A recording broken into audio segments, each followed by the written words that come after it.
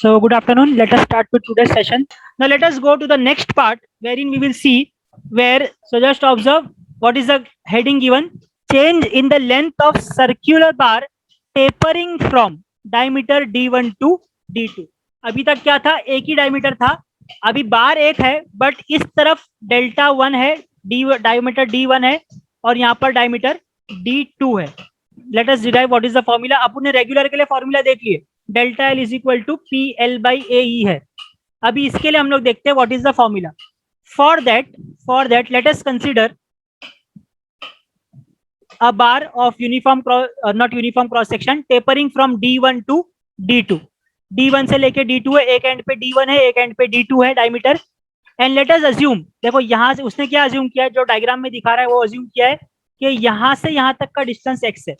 मैं ये अज्यूम नहीं करूंगा. I will assume that the distance from year two year is x. I am taking from this side.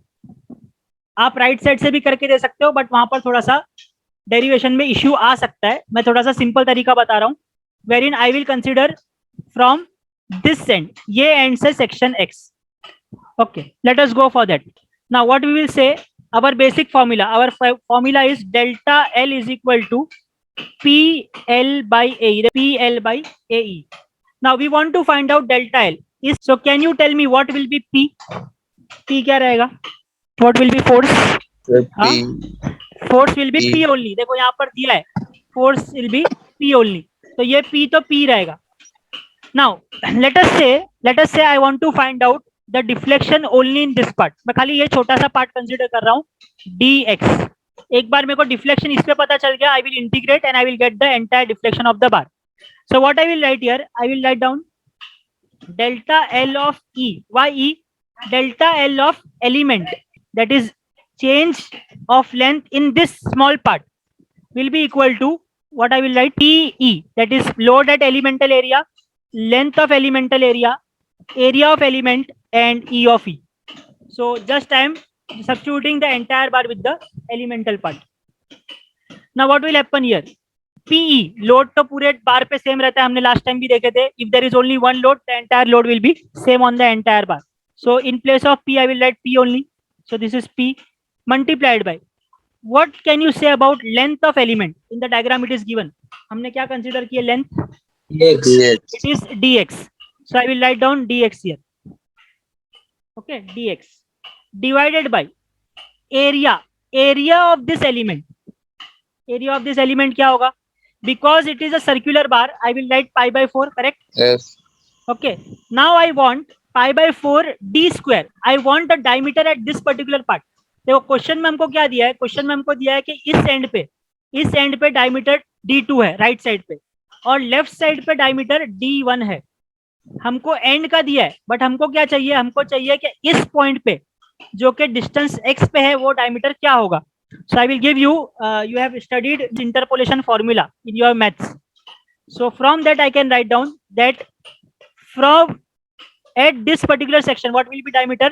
Diameter will be equal to d plus or d2 plus. It will be d2 plus. d2 plus क्या होगा, कोई बताएगा? What is d2 plus? It is just the observation. देखो अगर यहाँ पर d2 है, अगर ये लेफ्ट हैंड साइड पे डायमीटर d2 है तो इसका मतलब ये तो गारंटी है कि ये जो पार्ट है वो उससे बड़ा रहेगा. यस और नो? यस सर, बड़ा होगा. इसलिए यहाँ पर आएगा d2 plus this factor will be multiplied d1 minus d2 divided by l multiplied by x. So this is the formula for diameter at any section x from the left hand side. As I explained, area will be pi by 4 multiplied by d square. But d क्या है अभी हमने देखे, the entire d calculated by this formula, d2 plus d1 minus d2 divided by l multiplied by x. What is this value? This is nothing but pi by 4 d. This is nothing but d at any point. So pi by 4 d और area of circle होता क्या है, pi by 4 d square. So I will have to square this entire term. So it will be pi by 4 d square. ये हो गया area multiplied by E will be as it is, क्योंकि E is a property of material, it is Young's modulus, it does not change. So what I will get delta L of elemental will be is equal to, just rearrange the terms, 4 will go upside, So it will be 4p by pi. This will be constant. ये change नहीं होगा. Load जो applied है वो applied है, ई constant है, पाई constant है, 4 constant है. And what will remain? Remaining will be this dx. Numerator में dx बचेगा और डिनोमिनेटर में क्या बचेगा? ये वाला पूरा part d2 plus d1 minus d2 by l multiplied by x. Bracket square. अब ये आंसर हो गया हमारा फाइनल. फाइनल आंसर किसके लिए मिला हमको? Delta L E. That means elemental में चेंज क्या होगा, खाली इस पार्ट पे चेंज क्या होगा जो हमने ये शेडेड बनाए, बट हमको तो पूरे बार का चाहिए. So can now someone tell me what to do? हमारे पास छोटी चीज है, छोटे से हमको बड़े वाला चाहिए, तो क्या करते हैं? Basic mathematics. Yes, very good. It will B integration. हमारे पास छोटी सी एरिया का पार्ट है, अगर मेरे को पूरा फाइंड करना है तो it will B integration. So what I will do? I will now take integration on both sides. So I will write integration of delta L elemental between the limits 0 to L. हमारा start होगा x0 से. देखो यहाँ से अपने अभी proof किए थे कि अपना ये x0 है और यहाँ पर जो अपना x है वो L है. So it will be going from 0 to L is equal to 4p by pi is constant. 4p by pi is constant. I will get integration of 0 to L dx divided by d2 plus d1 minus d2 by L into x the whole square. Any doubts in this? Now let us go for integration part. अब देखो left hand side में क्या करना है? Delta L का integration. तो delta L का integration क्या हो जाएगा? Delta L elemental. Delta L elemental का इंटीग्रेशन क्या हो जाएगा? Total delta L. यस और नो? अभी तक अपन क्या किए थे? Delta L for that elemental strip. अब हम क्या फाइंड कर रहे हैं? Delta L for entire strip. So only delta L E की जगह पे आ जाएगा total delta L is equal to 4p will be as it is, pi E will be as it is because it is out of integration, constant है. Now integration of dx upon this square क्या होगा? Integration of 1 upon x square क्या होता है? Can you tell me derivative of 1 upon x? Derivative of 1 upon x क्या? Yes, derivative of 1 upon x is minus 1 upon x square. So can I write integration of 1 upon x square is equal to minus 1 upon x? Yes और no? अगर derivative, so I will write here minus आ गया 1 upon x. x की जगह पे अपना ये पूरा टर्म है. So it will be d2 plus d1 minus d2 divided by l multiplied by x. So multiplied by 1 upon derivative of this term d1 minus d2 upon l into x क्या आएगा? इसका derivative with respect to x क्या होगा? देखो x का derivative 1, so it will be d1 minus d2 divide by l. Simple. अब बस इसको सिर्फ रीअरेंज करना है and you will get the answer. अच्छा, अब इंटीग्रेशन हमने लिया है तो लिमिट भी डालना पड़ेगा. Limit is between 0 to L. Between is 0 to L. Now let us go for that. So what I will get here? Delta L is equal to minus 4p upon pi E. ये तो पहले से था यहाँ पर. अब देखो ये पूरा टर्म कांस्टेंट है, इसके अंदर कहीं पर भी x नहीं आ रहा है, तो ये इसको हम लोग बाहर ले सकते हैं. सो what I will write here? 4p L divided by d1 minus d2. तो अब अंदर क्या बचेगा मेरे पास? यहाँ पर बच रहा है मेरे पास ये वाला term 1 upon d2 plus d1 minus d2 divided by L into x within the limits 0 to L. Now I will just put upper limit minus lower limit. So what I will get here? Delta L is equal to minus 4pl divided by, this is constant तो ये तो ऐसे ही रहेगा, d1 minus d2 multiplied by. अब इसमें मेरे को upper limit डालना है, तो अपर लिमिट डालूंगा तो क्या होगा? देखो 1 upon d2 will be same d2 plus d1 minus d2 divided by l multiplied by x की जगह पे आ जाएगा l बराबर. ये हो गया upper limit. Minus lower limit पे अपने को डालना है x की जगह पे 0. सो it will B 1 upon d2 plus d1 minus d2 upon l multiplied by 0. What I will get here? I am giving you step by step solution. Delta L is equal to minus 4pl divided by pi e. Then d1 minus d2 will be as it is. अंदर देखो आप bracket में क्या बचेगा? 1 upon this L will get cancelled. d2 minus d2 will get cancelled and I will remain with 1 upon d1 minus 1 upon, यहाँ पर ये term 0 है तो ये पूरा टर्म 0 हो गया. This vanishes out. So I will remain with 1 upon d2.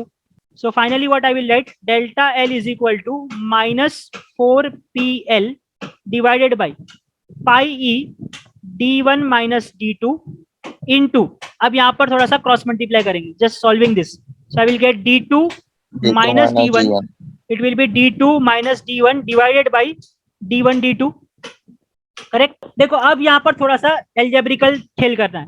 यहाँ पर मेरे पास नीचे डिनोमिनेटर में d1 माइनस d2 है और यहाँ पर न्यूमरेटर में d2 माइनस d1 है, तो दोनों को सेम करना है तो मेरे को क्या करना पड़ेगा, माइनस से मल्टीप्लाई करना पड़ेगा। Yes, so I will get delta L is equal to minus, और मैं यहाँ पर भी माइनस से मल्टीप्लाई कर रहा हूँ, सो it will B plus, minus minus plus हो जाएगा, आई will gate 4pl divided by, देखो फिर से एक स्टेप बढ़ा के दिखा रहा हूँ, d1 माइनस d2, और बिकॉज ये माइनस हटाया तो मेरा ये भी क्या हो जाएगा, d1 minus d2 upon d1 d2।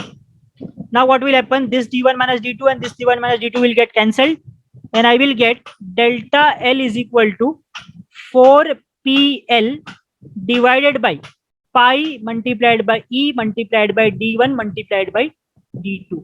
This is the final expression for the circular bar with tapering cross section.